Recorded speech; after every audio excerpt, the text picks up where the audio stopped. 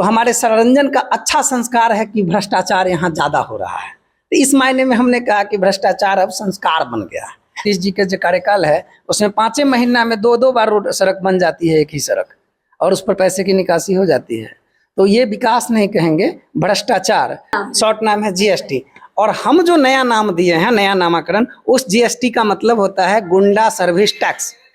गुंडा service tax मतलब उसको ऐसे गुंडा सेटलमेंट टैक्स भी हम कह सकते हैं। नमस्कार, परिणाम, मैं हूँ रश्मि और आप लोग देखना स्टार्ट कर दिए हैं रिम्मी टीवी।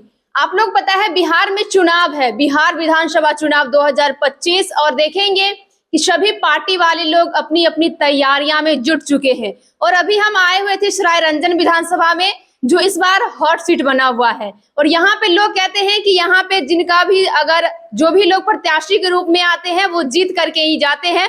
और अभी वर्तमान में जो विधायक जी है, कहते हैं क्या उनका जो यहाँ ठेकेदारी चलता है।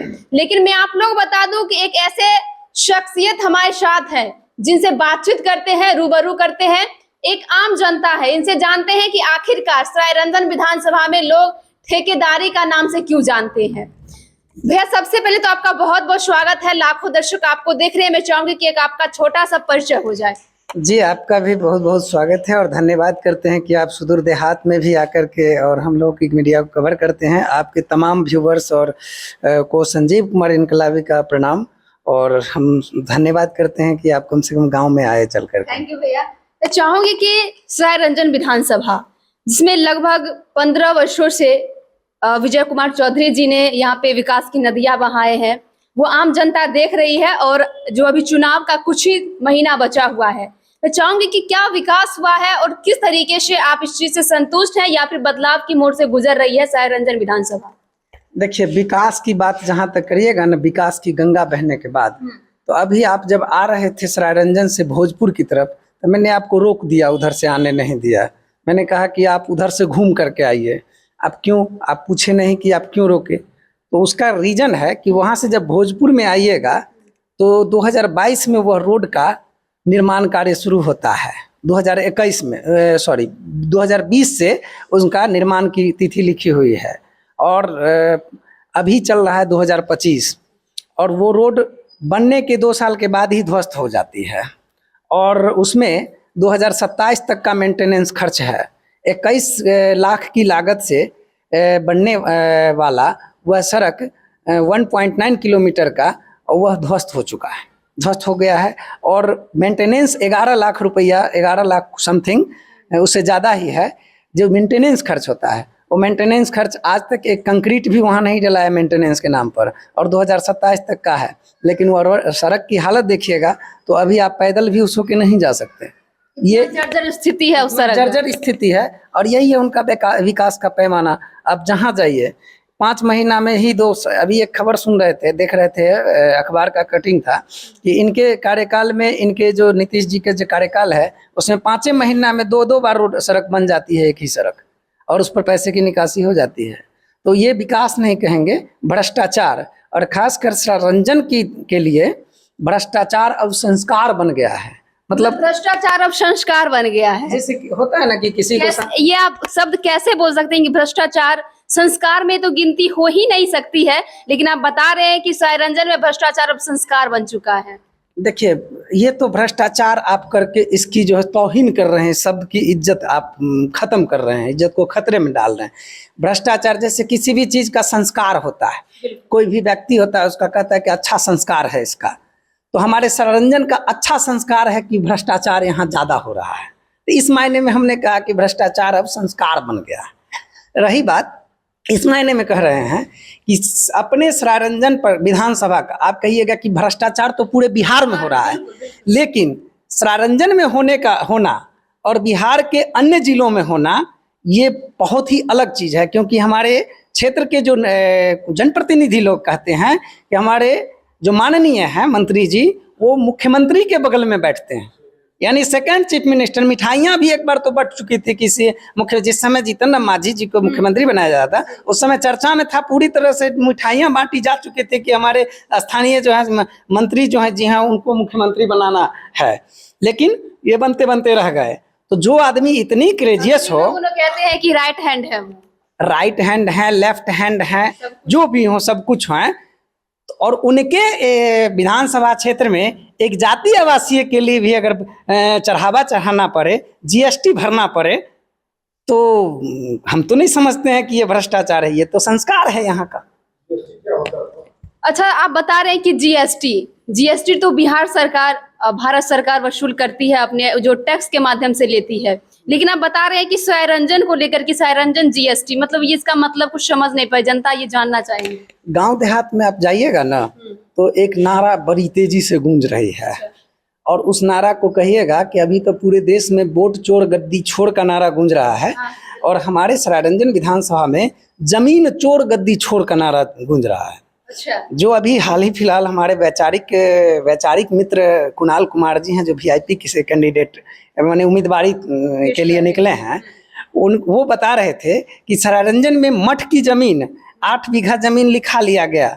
माननीय यहाँ के जो मंत्री जी हैं, मठ का जमीन लिखा लिया गया। मठ का जमीन लिखा लिया गया। माननीय मंत्री विजय कुमार चौधरी जी के आफत सचिव, उनको बोलते हैं आफत सचिव हैं, लेकिन आप्त सचिव सब, वो अपने भगना अनिरुद्ध विशाल के नाम से 8 बीघा जमीन लिखा लेते हैं, और जिसकी दाखिल खारिज करने के लिए हमारे तत्काल उस समय के तत्कालीन अंचलाधिकारी पंकज कुमार झा जी को 15 दिन के लिए समस्तीपुर से ट्रांसफर होने के बाद बुला लिया जाता है, और उसकी दाखिल खारिज म्यूटेशन ऑनलाइन करवा लिया जाता है, करेक्शन स्लिप आ जाती है, रसीद कट जाती है। तो यहाँ एक जमीन चोर गद्दी छोड़ का नारा बड़ी तेजी से गूंज रही। आपने पूछा जीएसटी, कुछ दिन पहले आपने सुना होगा कि बबलू एक्ट मैंने वायरल किया था, काफी सर्वाइव हुआ था, और काफी लोगों ने समर्थन किया था कि हाँ बबलू एक्ट होता है। जो कोई भी किसी भी भ्रष्टाचार के खिलाफ में, या फिर किसी पदाधिकारी के खिलाफ में, या मंत्री जी के खिलाफ में आवाज उठाता है, तो उनको वो या तो केस करवा देते हैं किसी के द्वारा। उनका स्पेशल जो उनके पीए हैं, आप सचिव हैं, वो इसी कार्य के लिए बैठे हुए हैं कि कौन किसका विरोध करता है तो उसका कौन एंटी है, उससे केस करवाना और उसको अंदर करवाना। ये हो गया बबलू एक्ट। हमारे क्षेत्र में जितने भी टेम्पू चालक है, जितने भी आप टोटो चालक है, सबसे पूछिएगा कि टैक्स लिया जाता है, डेगे पर टैक्स लिया जाता है, उसको क्या कहते हैं? उसको बोलते हैं बबलू टैक्स, उसको बबलू टैक्स बोला जाता है। और आप जितना भी आप कहे जीएसटी ये नया कानून है। भारत सरकार का जो जीएसटी होता है ग्रॉस डोमेस्टिक टैक्स, ठीक है, और एक होता है गांव देहात में मुंहफोड़वा शराब मिलता है, उसको भी लोग कहते हैं जीएसटी, मतलब उसका नाम, ये शॉर्ट नाम है जीएसटी। और हम जो नया नाम दिए हैं, नया नामाकरण, उस जीएसटी का मतलब होता है गुंडा सर्विस टैक्स। गुंडा सर्विस टैक्स मतलब उसको ऐसे गुंडा सेटलमेंट टैक्स भी हम कह सकते हैं। जैसे आपको इस क्षेत्र में सरायरंजन में कोई भी रैली निकालना हो, कोई भी यात्रा निकालना हो, कोई भी भाषण देना हो, तो आपको जीएसटी भरना पड़ेगा। और नहीं तो वो जो गुंडे, उनके जो द्वारा पाले हुए गुंडे हैं, उनके जो द्वारा पाले हुए जो गुंडे तब के लोग हैं, वो सब आपका विरोध करेंगे, आपको साथ मारपीट करेंगे, आपके साथ दुर्व्यवहार करेंगे। तो उसको कहते हैं जीएसटी, मतलब गुंडा सर्विस टैक्स, गुंडा सेटलमेंट टैक्स। अच्छा, आप इतना कैमरा के सामने ऑन होकर के बता रहे हैं कि इस तरीके से सरायरंजन विधानसभा में जो कार्य हो रहा है, जो चल रहा है, आप भी एक सरायरंजन विधानसभा के आम जनता है, आपको डर नहीं लग रहा है? उनके विरोध में बोल रहे हैं और वो भी ऑन कैमरा। देखिए, लाश को कभी डरते हुए देखे हैं? लाश को डर लगता है? पानी में, नदी में कभी गए हैं? नदी में मछली को देखते हैं, धार के विपरीत चलता है। क्यों चलता है? क्योंकि वो जिंदा है, वो जिंदा होने का प्रमाण है। विचार लो कि मरते हो न मृत्यु से डरो, कभी मरो परंतु यो मरो की याद जो करे सभी, हुई न यो सुमृत्यु तो वृथा जिए वृथा मरे, मरा नहीं वही कि जो जिया ना आपके लिए। तो जब हमको लाश को कभी डरे नहीं लगता है, तो हम तो पहले ही मरे हुए हैं, पहले ही हम जेल होके आ गए हैं, बबलू एक्ट का शिकार हो चुके हैं, तो अब डर किस बात का? ये देख सकते हैं, ये संजीव इंकलाबी भैया थे, जिनको बहुत दिन से हम लोग जानते हैं, और आज भैया बताए कि थोड़ा सा पब्लिक ओपिनियन देना है, और खास करके सरायरंजन विधानसभा को लेकर के भैया अपनी बात को रखे हैं। और ये बात जो बताए हैं आप लोग ऑन कैमरा में, ये बात से आप लोग कितना सहमत हैं? आप लोग एक आपने पूछा, जैसे आपने अभी पूछा कि अभी हमारे साथ सुनील ईश्वर जी आए हैं, जो सम्मानित मुखिया रहे हैं गुरमा के, मैंने सरायरंजन के मुखिया जी रहे हैं। एक सुनील ईश्वर जी नहीं है, इस क्षेत्र के सैकड़ों ऐसे, मैं ऑन कैमरा बोल रहा हूँ, सैकड़ों ऐसे सवर्ण नेता, जिसकी राजनीतिक हत्या करवाई गई। और इसके पीछे 2 मछलियां इस सरारंजन रूपी तालाब को में आकर के, एक का नाम है मांगुर और एक का नाम है बुआरी। ये दोनों मछली हिंसक होता है, ये छोटी मछली को निगलता है। और अन्य मछलियां जो होती है घास काट, गोल्डन बी कट, ये सब जो होता है वो शाकाहारी होता है, वो घास खाता है, मिट्टी खाता है। लेकिन ये 2 मांगुर मछली, एक सांसद और एक हमारे क्षेत्र के माननीय मठाधीश, ये दोनों मिलकर के हमारे क्षेत्रीय के उजियार, वहाँ से मोरवा से ले लीजिए, अभय सिंह से ले लीजिए, और इधर सुनील सर, रंजीत निर्गुणी, अनिल, सुशांत सुनील, दुर्गा प्रसाद सिंह उजियारपुर, ऐसे सैकड़ों नेता जो हैं उनकी राजनीतिक हत्या करवाई जा रही है और ये राजनीतिक हत्या का शिकार हो रहे हैं। और इस दोनों मछली को मैं ऑन कैमरा दावे के साथ कह रहा हूं कि इस बार सरायरंजन विधानसभा कोई क्योंटा और वैशाली के फरमान से नहीं चलेगा, बल्कि यहाँ सरायरंजन की जनता महान से चलेगा। बोली चले या छर्रा, बात बोलेंगे खर्रा, सीधी सी बात है। क्या बात है। तो ये होती है एक आम जनता की आवाज जो अपने हक और अधिकार के लिए लड़ते हैं। और यहाँ से आवाज जब गूंजती है तो कहीं न कहीं इस बार देखेंगे कि सरायरंजन विधानसभा जो है वो बदलाव की मोड़ से गुजर रही है।